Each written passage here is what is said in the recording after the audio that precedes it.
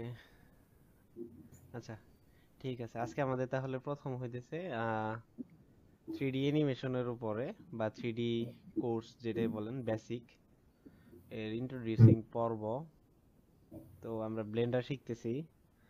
আর Blender software, 3D ইন্ডাস্ট্রিতে কাজ করার মতো 3D অনেক সফটওয়্যারই আছে, মানে 3D কাজ করা যায়। তার মধ্যে থেকে ব্লেন্ডার অন্যতম একটি। আর এটি হইতেছে ওপেন সোর্স ফ্রি সফটওয়্যার। বাকিগুলা হইতেছে আপনার সাবস্ক্রিপশন নেওয়া লাগে, মানে টাকা পয়সা পে করা লাগে। এমনিতে বাংলাদেশে মানে আমরা যারা ইউজ করি, আহ, এরা বেশিরভাগ ক্ষেত্রে আপনার হইতেছে পাইরেসি করা সফটওয়্যার, মানে ক্র্যাক সফটওয়্যার ইউজ করে অভ্যস্ত এরকম।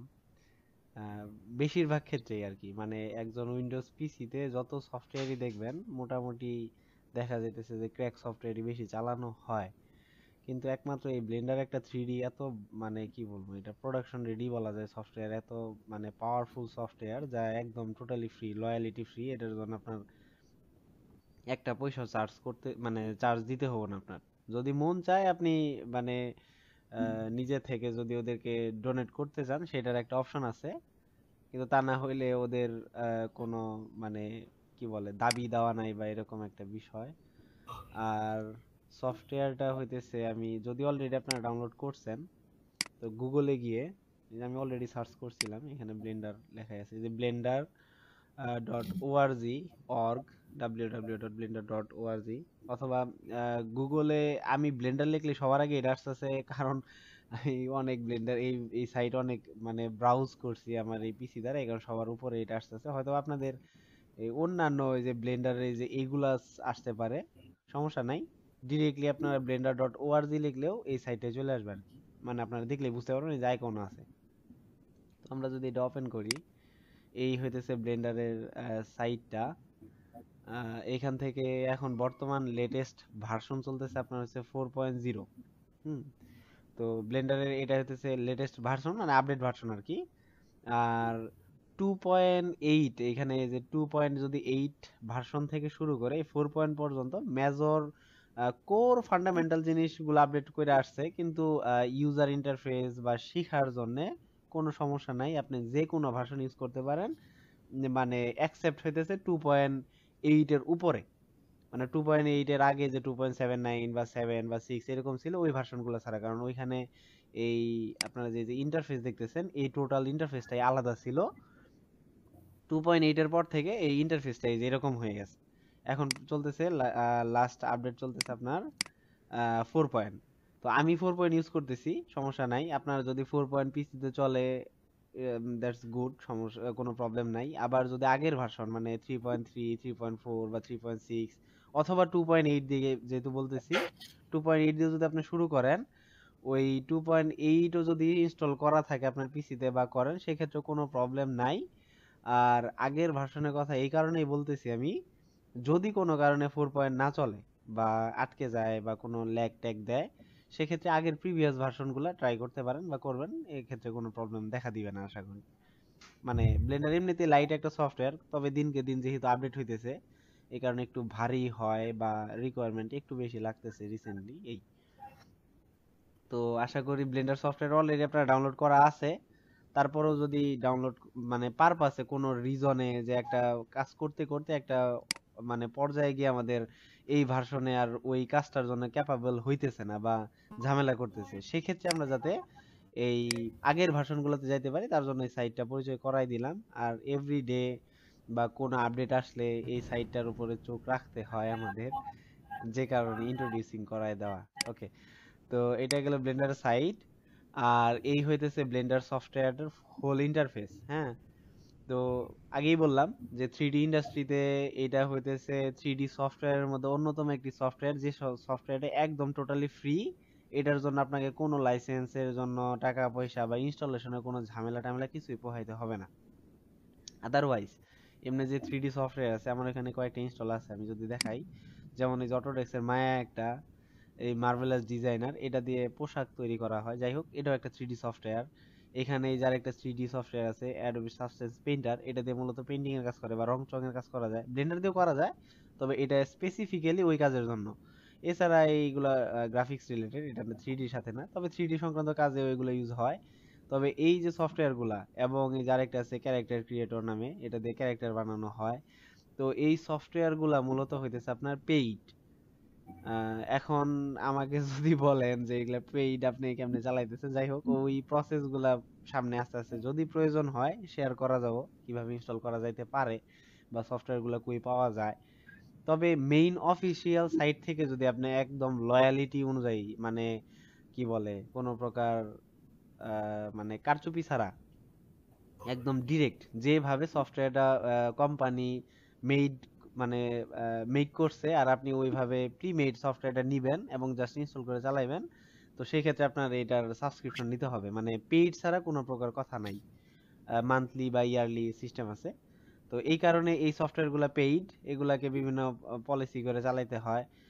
অনেক সময় এই কারণে নানা প্রকার ঝামেলাও ফেস করতে হয়। যাই হোক, তবে এই ব্লেন্ডার সফটওয়্যারটা হইতেছে টোটালি ফ্রি। এটা ইনস্টল করবেন আর জাস্ট, মানে কি বলে, গেমের ক্ষেত্রে একটা কথা আছে যে ইনস্টল এন্ড প্লে, ওইরকম টাইপের একটা কথা। তো জাস্ট ইনস্টল করবেন এবং কাজ বা যা করার সেটা শুরু করে দিবেন। যেহেতু আমরা লার্নিং স্টেজে আছি, তো আমরা শেখা শুরু করে দিব। আচ্ছা, ওকে। তো এটা গেল হইতেছে পরিচিতি বলা যায়। আর চুজ করার একমাত্র রিজন হইতেছে সফটওয়্যারটা কি বলে, একটা হইতেছে হাইপ তোলার মতো সফটওয়্যার। রিসেন্টলি এটার এত পরিমাণ হাইপ উঠছে, মানে সুন অ্যাজ এটা হইতেছে কি বলে অলরেডি ইন্ডাস্ট্রিতে ঢুকে গেছে, কিন্তু সামনে ভালো পরিমাণে একটা ফিউচার দেখা যায় যদি না ড্রপ করে। আর ড্রপ করার সম্ভাবনা কম, যেহেতু 3ডি ইন্ডাস্ট্রিটা অনেকটা গ্রো করছে বাংলাদেশে তুলনামূলকভাবে, ওই তুলনায় অনেক কম। বাইরে এটার কাজ বেশি।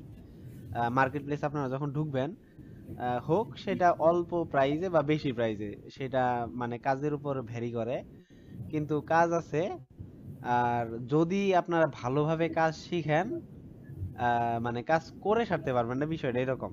আর আপনি যদি নিজে থেকে মানে মানে সাইটে সুইটে বাইসে বইসে যদি ওইভাবে করেন, সেটা হচ্ছে আলাদা কথা। কিন্তু ভালো কাজ পাইলে এবং ক্লায়েন্ট যদি ধরতে পারেন, আরেকটা ভাগ্যের বিষয়, রিজিকেরও বিষয় থাকে, সেটা আলাদা। তো ওই ক্ষেত্রে আপনি কাজ করে সারতে পারবেন না, এজ এ টিমও বিল্ড করা লাগতে পারে। এরকম অনেক ক্ষেত্রে অনেকেই করে, এজেন্সি দাঁড় করায় ফেলে দুই এক কয়েকজন মিলে বা 4-5 জন মিলে। আর আপনি যদি নিজের প্রোডাকশনে নিজের খেয়াল খুশি মতো মন মতো কাজ করতে পারেন, সেটা আলাদা বিষয়। যাই হোক, তো এটা গেলে হইতেছে প্রাথমিক পরিচিতি, যে আমরা শিখে কি করবো বা এরকম বিষয়। আস্তে আস্তে আমরা সব স্টেপ বাই স্টেপ শিখবো আমরা। তো আমরা এখন সফটওয়্যারের পরিচিতির দিকে যাই। যেহেতু নতুন একটা সফটওয়্যার, একদম 3ডি 2ডি আমরা সফটওয়্যার চালাই অভ্যস্ত, সব ফটোশপ অনেকে চালাইছে বা ইলাস্ট্রেটর, অথবা মাইক্রোসফটের বিভিন্ন সফটওয়্যার গুলা যেগুলো আছে, যেমন মাইক্রোসফটের ওয়ার্ড, মানে টাইপিং কাজের জন্য যেটা ইউজ হয়, ওয়ার্ড প্রসেসিং সফটওয়্যার। এছাড়া স্প্রেডশিট টাইপের, মানে হিসাব নিকাশের জন্য এক্সেল, পাওয়ার পয়েন্ট আছে। পাওয়ার পয়েন্ট দিয়ে অনেক ডিজাইনের কাজ করা যায়। তো বেশিরভাগ ম্যাক্সিমাম যে সফটওয়্যার গুলোর সাথে আপনারা দেখছেন, আমি যতটুকু মনে করি, তো সেই সফটওয়্যার গুলো হইতেছে 2ডি, মানে একটা খাতার পেজ যেমন ওইরকম। আর এখন আমরা টোটালি মানে আমাদের সামনে ডিসপ্লে যেটা আছে, সেটা হোক ল্যাপটপের স্ক্রিন অথবা মনিটর, তো সেটা কিন্তু একটা 2ডি সারফেস। মানে পুরা মনিটরটা 3ডি, কিন্তু আমরা যেটুকু দেখতেছি যে স্ক্রিনটাই, যে স্ক্রিনটা কিন্তু 2ডি। তো সেই 2ডিতে আমরা 3ডি কাজ করবো আর কি। তো এই কারণে একটা পরিচিতির ব্যাপার স্যাপার আছে। আর এটার সাথে সিঙ্ক হওয়া বা কি বলে ইউজার ফ্রেন্ডলি, যাকে বলে ইউজার ফ্রেন্ডলি হইতেছে আসলে সফটওয়্যারের ক্ষেত্রে হয়। তো কতটুকু ইজিলি আমরা এটাকে মানে গ্র্যাব করতে পারি বা শিখতে পারি, বা ইজি যাতে হয়, ভয় যাতে না কাজ করে। এখন যদিও সফটওয়্যারটার শুরুর দিকে, আমি যখন প্রথম শুরু করছিলাম, তখন সফটওয়্যারটা অনেক, মানে কি বলে, এই ইন্টারফেস এতটাই কঠিন ছিল যে আসলে পুরা ওই অনেকেই বলে যে হইতেছে ইয়ের ওই বিমানের আপনার ওই ড্যাশবোর্ড যেটা থাকে, মানে কন্ট্রোলার প্যানেল সহ ওইরকম ছিল ব্লেন্ডারের ইউআইটা। তো এখন যথেষ্ট অপটিমাইজ করছে।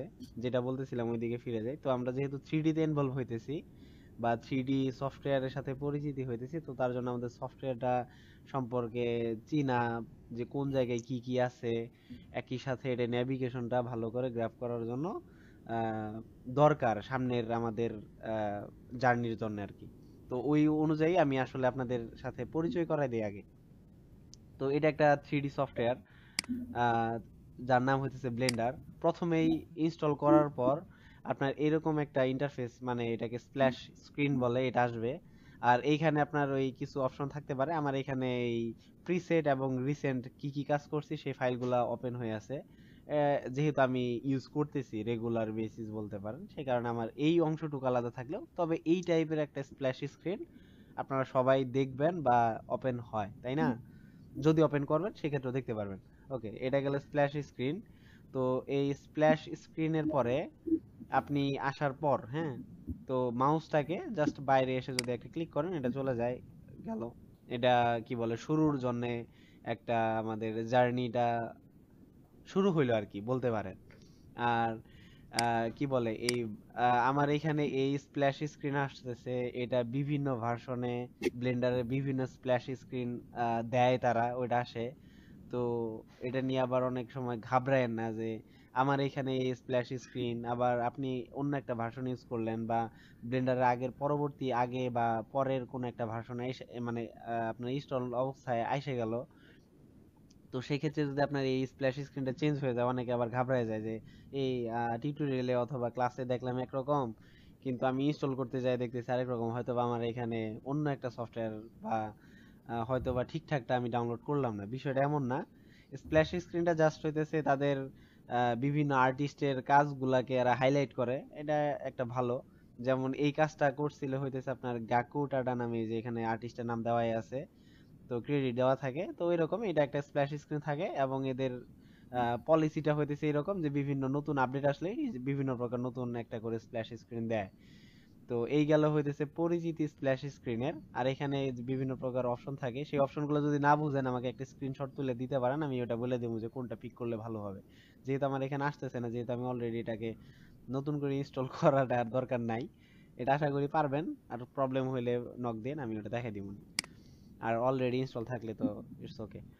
তো এটা গেল। এখন হইতেছে এই সফটওয়্যারের ইন্টারফেস। তো শুরুর দিকেই এই প্রথমে যে ব্লেন্ডার লগো, এখানে আপনার এই অ্যাবাউট প্লাস হইতেছে কিছু টেমপ্লেট, এটা দরকার হয় না। সিস্টেম আপনার হইতেছে কিছু ওই ডিবাগ মেনু টেনু, এই মেমোরি স্ট্যাটিস্টিক্স, মানে কি টাইপের ব্যাকগ্রাউন্ডে কি হইতেছে এই টাইপের বিষয়, বা ক্লিন আপ ডাটা আপনি কাজ করছেন। এখন সফটওয়্যারটা অনেকটা ভারী টারি হয়ে গেছে, এই বিষয়গুলো আসলে লাগে না এটা। তো এই লগোতে জাস্ট এখানে এই সফটওয়্যার সম্পর্কে পরিচিতি, অ্যাবাউটে গেলে আপনি ব্লেন্ডারের বিভিন্ন ইনফরমেশন পাবেন এই। আর স্প্ল্যাশ স্ক্রিন তো আমি স্ক্রিন কি বলে এটা ক্লিক করে অন করলাম, এটা আপনার শুরুতেই আসবে, মানে সফটওয়্যারটা যখনই ওপেন করবেন তখনই এটা আসবে, যদি না ভেতর থেকে বন্ধ করে দেন আর কি। তো এটা গেল এই কারণে। আর এরপর ফাইল থেকে শুরু করে এই যে হেল্প পর্যন্ত, ফাইল থেকে শুরু করে হেল্প পর্যন্ত পরেরগুলা না, এইটুকু হইতেছে আমাদের মেনু বার। আর এই মেনু বার কি বলে সফটওয়্যার জগতে, মানে কাজ করার জন্য উইন্ডোজ স্ক্রিনে যত প্রকার আপনি সফটওয়্যার ওপেন করেন না কেন সেগুলোর জন্য আপনি এই মেনু বার পাবেনই। ফাইল এডিটটা কমন থাকে, অথবা বিভিন্ন সফটওয়্যার অনুযায়ী চেঞ্জ হইতে পারে, তবে মেনু বার পাবেন শিওর থাকেন। কেননা এই সফটওয়্যারে কাজ করার জন্য বিভিন্ন প্রকার অপশনগুলার মেইন অপশনগুলা এই মেনু বারেই সজ্জিত থাকে সাব মেনু আকারে। তো এখানে আমাদের ফাইল আছে, তারপরে এডিট আছে, রেন্ডার আছে, উইন্ডো আছে, এবং হেল্প আছে। তো এই কয়টা হইতেছে মেনু বার ব্লেন্ডারের জন্য। আপনি ফটোশপে গেলেও ফাইল এডিটের পরে সিলেকশন, তারপরে বিভিন্ন প্রকার, মানে ওই সফটওয়্যারের উপরে ডিপেন্ডেন্ট, মানে বিভিন্ন প্রকার মেনু পাবেন এইখানে আপনার। এই কয়টাই দেওয়া আছে। দেন এরপরে যেগুলো দেওয়া আছে যেমন layout, modelling, sculpting, UV editing, তারপরে টেক্সচার পেন্টিং, এটসেট্রা, যাই হোক। তো এই যে যেগুলো দেওয়া আছে এগুলা হইতেছে এক একটা এডিটর স্পেস বা এডিটর লেআউট, অথবা এখানে ওয়ার্ক স্পেস বলতে পারেন, যেইভাবেই বলেন। এগুলো বিভিন্ন সফটওয়্যারের ক্ষেত্রে প্রিসেট দেওয়া থাকে, এটার প্রিসেটটা এইভাবে দেওয়া। এখন এই লেআউট মডেলিং এ ক্লিক করলে আপনি আরেক রকম পাবেন, এই যে এরকম। দেন স্কাল্পটিং এ গেলে আপনার এরকম পাবেন, ক্লিক করে দেখতে পারেন। ইউভি এডিটিং এ গেলে এরকম পাবেন। এগুলো নিয়ে ভয় পাওয়ার কিছু নাই, আমরা কাস্টম করা শিখবো, সমস্যা নাই সেক্ষেত্রে। আমরা নিজেদের মতো নিজেদের কিভাবে কাজ করা যায় সেটা আমরা আস্তে আস্তে শিখে যাবো, এটা নিয়ে কোনো প্যারা খাওয়া লাগবে না। আর অনেক আর্টিস্টে এই লেআউট গুলো ইউজ করে, মানে শরীর বাঁচানোর জন্য বলতে পারেন, এক পর্যায়ে আপনারা ইউজ করতে পারেন যে আমার এত আর এডিট করার সময় নেই, আমার কাজটাই মূলত হওয়া নিয়ে কথা। যাই হোক, তো এগুলো হতেছে বিভিন্ন ওয়ার্ক স্পেস বা ড্রর প্যানেলের লেআউট যেগুলো সাজায় দেওয়া আছে ব্লেন্ডার থেকে ডিফল্ট, আপনি নিজেও পাবেন, আমার এখানে যেমন আছে এরকমই। তো আমরা সাধারণত লেআউটেই